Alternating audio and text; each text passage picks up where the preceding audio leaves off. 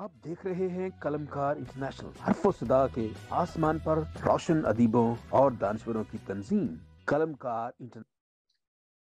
जी ख़वातीन और हज़रात, मैं हूं डॉक्टर बशीर गिल आसिम और मेरे साथ हैं जनाब एवरेस्ट जॉन साहब, जो किसी तारफ के मोहताज नहीं है, मुहक्किक हैं, दानश्वर हैं और मुख्तलिफ मौज़ूआत पर खामा फरसाई करते रहते हैं और दुनिया को बताना चाहते हैं कि हम मसीही हैं, हमारा ईमान क्या है और हम इंसानियत के लिए हम क्या करना चाहते हैं।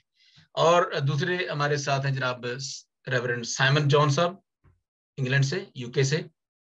तो आपको भी बहुत दुनिया जानती ही है, खासतौर पर आप मुख्तलिफ मौज़ूआत बातचीत जब करते हैं तो उसमें ऐसे मौज़ूआत हैं जो शायद आप गूगल से नहीं जानते, लेकिन वो अपनी स्टडी के वसीला से अपनी स्टडी करते हैं और मुख्तलिफ ऐसे तहकीकात करते हैं जो आप अपने कलम का अपने यूट्यूब पर भी शेयर करते रहते हैं। आप जरूर देखिएगा। तो thank you so much Everest John साहब और साइमन जॉन साहब, बहुत शुक्रिया। और हमारे तीसरे मेहमान होंगे, आएंगे, वो थोड़ी देर के बाद हमारे साथ आ जाएंगे, रेवरेंड इलियास मसीह शाइख साहब, कराची से, पाकिस्तान से। आज हमारा मौजू है, सबसे पहले तो मैं आप सबका ममनून हूँ और आप सबको सलाम पेश करता हूँ, क्योंकि हमारा खुदा, हमारा यीशु अल मसीह, हमारा मुनज्जी जो पूरी कायनात का मुनज्जी है, निजात दहिंदा है, हम उसी का नाम लेते हैं क्योंकि वही नाम सब नामों से आला है। तो वो जो शहजादा है अमन का, हम प्यार करते हैं और माफ करते हैं, ये हमारा सबसे बड़ा अकीदा है। और इंसानियत, जब हम कलमकार की बात करते हैं, कलमकार इंटरनेशनल का मतलब तो डेफिनेटली आप समझते हैं कि लिखने वाला, लिखारी, अदीब, लेकिन हमारा जो मकसद है इसको चलाने का कि हम इंसानियत की बात करते हैं, बिला कोई ऐसी तफरीक नहीं करते, नस्ल, मजहब, रंग और किसी और जेंडर की तफरीक किए बगैर हम हमेशा बात करते हैं, इंसानी हकूक की बात करते हैं, इंसानियत की बात करते हैं, कदर मंजिल की बात करते हैं और अपने अपने अकीदे पर रहने के लिए हम बात करते हैं कि let people live according to their faith. जो कुछ भी उनका ईमान है, वो ना मैं जिम्मेदार हूं ना कोई और जिम्मेदार है मेरे अमाल का, मैं अपने अमाल का खुद जिम्मेदार हूं। और आज हमने मौजूद चुना है कि पाकिस्तान में मजहबी तनाव। अब एक पाकिस्तान है, हमारे पास एक मुल्क है और उसी में मजहबी तनाव क्यों है, ये इसकी जब क्यों लिखा नहीं है, लेकिन क्यों है, उसकी मुमकिना हल क्या होगा, तो ये सारी हम बातें करेंगे। और जनाब thank you so much Everest साहब और साइमन साहब, बहुत शुक्रिया। पहला जो सवाल है कि फेथ या मजहब, ईमान, या आपका ईमान क्या है। मैं ईमान रखता हूँ कि सुपर नेचुरल जो है वो मैं ईमान रखता हूँ कि मैं ऐसी करता हूँ जो मैं मेरी समझ से बात आता है, और ऐसी कुव्वत पर ईमान रखता हूँ, कादिर मुतलक ज़ात पर ईमान रखता हूँ जिसने मुझे खलक किया है, ज़मीन और आसमान को खलक किया है। ये हमारा अकीदा है। और इसके बाद हमारा अकीदा ये है कि जो मेरे साथ, जो मेरे जैसा इंसान है, उसको भी मेरी तरह ही उसकी ज़रूरियात है, वो मेरी तरह ही सोचता है, उसके अंदर मेरी तरह का ही खून है और उसके एहसास, जज्बात, उसकी इमोशन सारे मेरी तरह ही हैं। तो मैं अगर अपना मजहब, अपना अकीदा उसके ऊपर तसल्लत करूंगा तो शायद वो मुझे उसका रिएक्शन करेगा, लेकिन अपनी हद में रहकर। अगर वो, तो पाकिस्तान में चूंकि एक ऐसी रियासत है जो इस्लामी रियासत है, और जहां पे आए रोज इन दिनों में, खासतौर पर जब से ये तौहीन रसालत का कानून बना है, उसके बाद से बहुत से वाकयात हुए जो बहुत ही खतरनाक है। पहला जो सवाल है साइमन साहब, चूंकि आप एक थियोलॉजियन हैं, मुहक्किक है, और तहकीक करना जो है वो हम सबका हक है और हमें करनी भी चाहिए। इसलिए हम ईमान रखते हैं कि खुदा जो जमीन और आसमान का खालिक है। जब दुनिया में हम देखते हैं कि मजहब क्या है, पहले तो थोड़ा सा आप बता दें अपने आपका जो तस्वर क्या मजहब के हवाले से। फिर जब दुनिया में मज़हब, खुदा का तस्वर, यानी कि दुनिया में जो खुदा का जो तस्वर है वो मज़हब में क्या है, वो तो हमें सब का अलग-अलग है। और इन मज़हब में इतना तनाव क्यों है, क्या वजूहात है, थोड़ा सा आप बताएं मजहब, और इसके बाद तनाव की वजूहात क्या है। हर एक का मजहब है, बहुत से मज़हब है। अभी हम देखें तो 43,000 रिलीजन है दुनिया में, जो गूगल बताता है وہ تقریباً کوئی 43,000 مذاہب ہے، چھوٹے بڑے، اور 4 بہت بڑے مذاہب ہیں دنیا میں. سب سے بڑا مذہب جو مسیحیت ہے وہ ہے، اور اس کے بعد اسلام ہے. جی سائمن صاحب، میں نے لمبا تعارف کر دیا جی. Thank you, sorry. Thank you Bashir بھائی، سارے پیار محبت کے لیے اور اس انویٹیشن کے لیے. جو آپ نے سوال کیا مذہب کیا ہے اور کس طرح سے مذاہب جو ہیں وہ دنیا میں پیدا ہوئے ہیں، تو مذہب کو سادہ الفاظ میں اگر لغات میں دیکھا جائے یا ڈکشنریز میں ہم اس کے معنی دیکھیں تو یہ راستے کی طرف، ایک نظریے کے حامی کی طرف اشارہ کرتا ہے. کوئی بھی شخص، کوئی بھی گروہ، کوئی بھی خاندان جو کسی بھی نظریے سے، کسی خاص مکتبہ فکر سے تعلق رکھتا ہے، کسی خاص زندگی کے پیٹرن کو اپناتا ہے، ہم اسے ایک مذہبی شخص یا مذہبی خاندان یا مذہبی گروہ قرار دیتے ہیں. اور وہ کوئی بھی ہو سکتا ہے، جسے لغت تو کہتی ہے راہ یا پھر طریقہ کار جس میں رہ کر کوئی زندگی بسر کرتا ہے. تو یہ ہے مذہب. اس کیٹیگری میں سب آتے ہیں، ہندو بھی آتے ہیں، سکھ بھی آتے ہیں، مسلمان بھی آتے ہیں، کرسچنز بھی آتے ہیں. کوئی کہے کہ جی میں مذہبی نہیں ہوں، میرا تو خدا کے ساتھ تعلق ہے، ریلیشن ہے، وہ ساری باتیں اچھی ہیں، لیکن ہر کوئی شخص جو کسی بھی سوچ سے، فکر سے تعلق رکھتا ہے، اس کا کوئی مذہب ہے.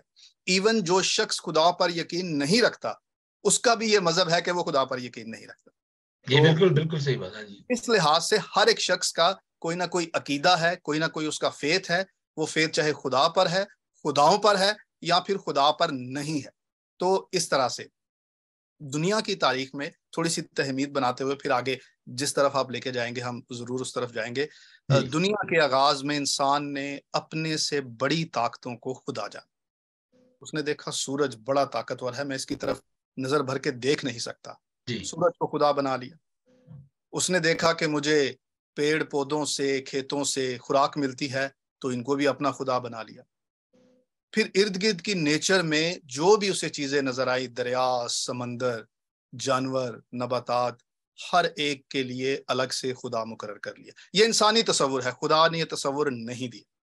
آپ ٹھیک ہے، ہم کسی عقیدے کو یہاں پر تنقید کا نشانہ نہیں بنا رہے، لیکن ایک سرسری نظر اگر مذاہب پر ڈالیں تو اسی طرح سے دنیا میں مختلف طرح سے مذاہب کے آغاز ہیں.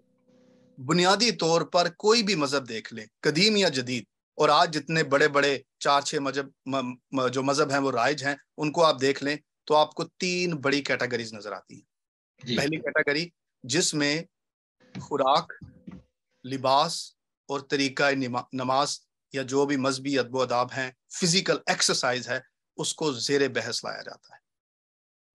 دوسری کیٹیگری یہ ہے کہ مقدس شخصیات، مقدس کتابیں اور مقدس مقامات کو بڑی اہمیت دی جاتی ہے. ان کے ساتھ بڑے جذبات اور بہت زیادہ لگاؤ کے ہمیں مثالیں اور مختلف رویے نظر آتے ہیں. تیسری بڑی کیٹیگری ہے جس میں کسی کے خدا کے متعلق اس کا تصور ہے، جسے ہم ڈاکٹرینز کہتے ہیں، ڈاکٹرن آف گاڈ، یا پھر خدا کا تصور.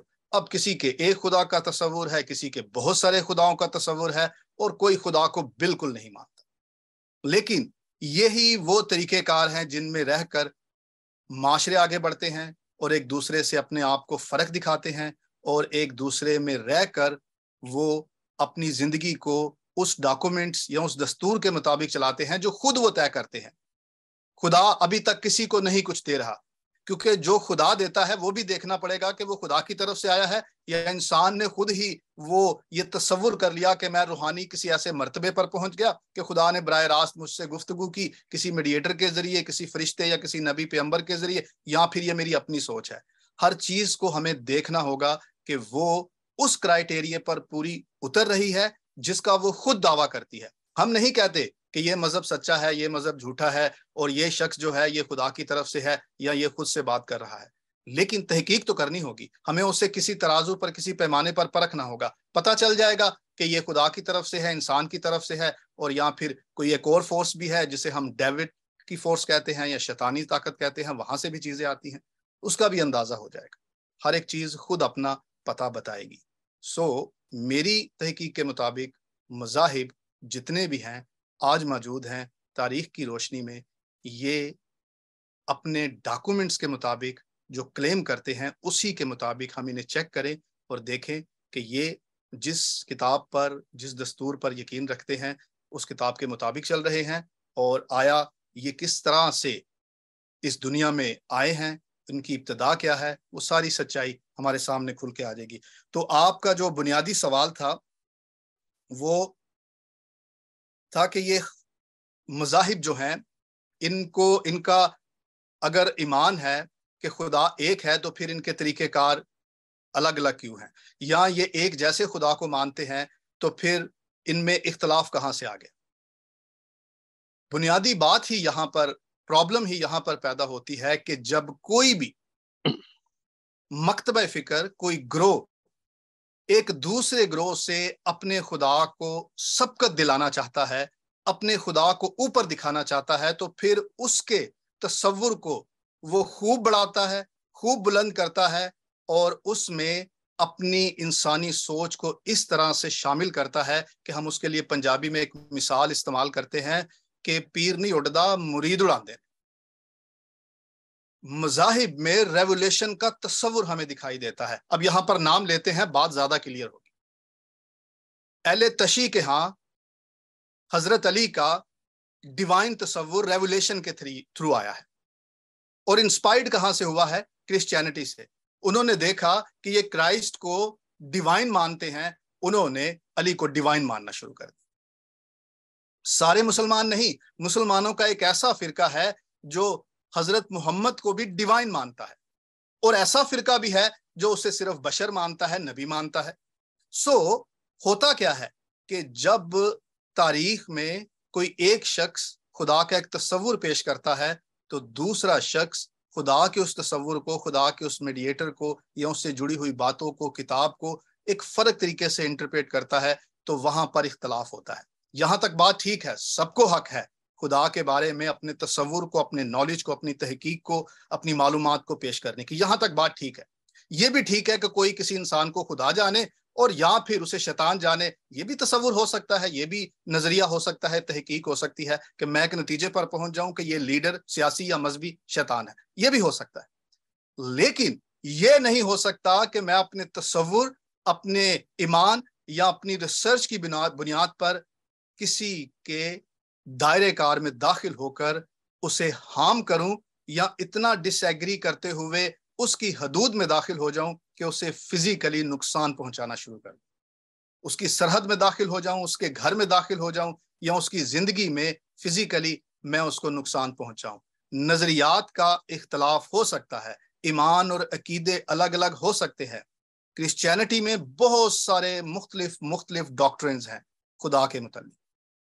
مذاہب کے اندر، ہر مذہب کے اندر، میں نے ہندوازم کو پڑھا ہے، ہندوازم کے اندر مختلف گوتوں کو بھی میں نے اسٹڈی کیا، کیونکہ میں بنیادی طور پر کمپیریٹیو ریلیجس کا اسٹوڈنٹ ہوں۔ پھر اس کے بعد میں نے بدھزم کو، اور بدھزم کے اندر جو شاخیں ہیں ان کو بھی میں نے دیکھا ہے۔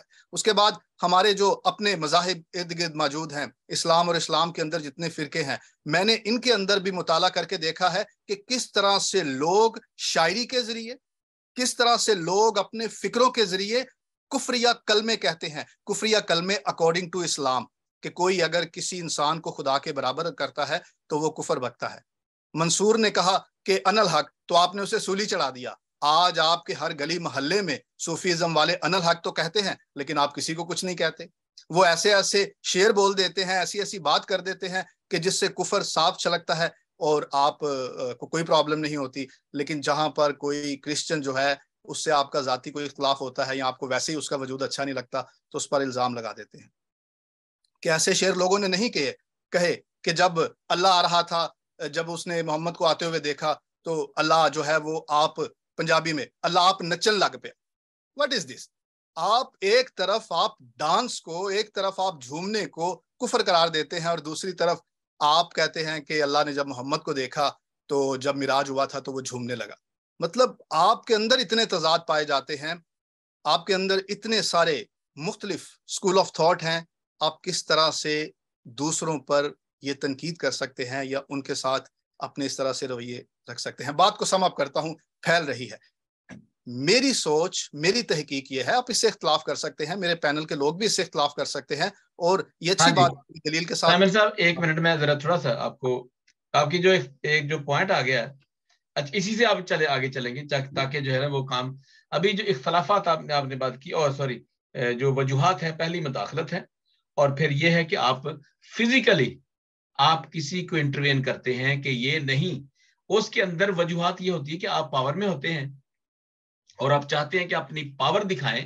یہاں پر بھی میں نے جب یہ اسٹڈی کر رہا تو میں نے دیکھا کہ یہ جو میوچل اگنورینس ہے دونوں طرف سے، اور یا ایک مذہب کے اندر جو ہے نا بہت بڑی اگنورینس ہے، جہالت یہ ہے، یعنی کہ جہالت کا مطلب یہ برا نہیں لفظ کہ وہ جانتے نہیں ہیں، وہ جانتے نہیں ہیں، وہ اپنا جو ان کا اندر جو ہوتا ہے نا وہ باعث کا جو یا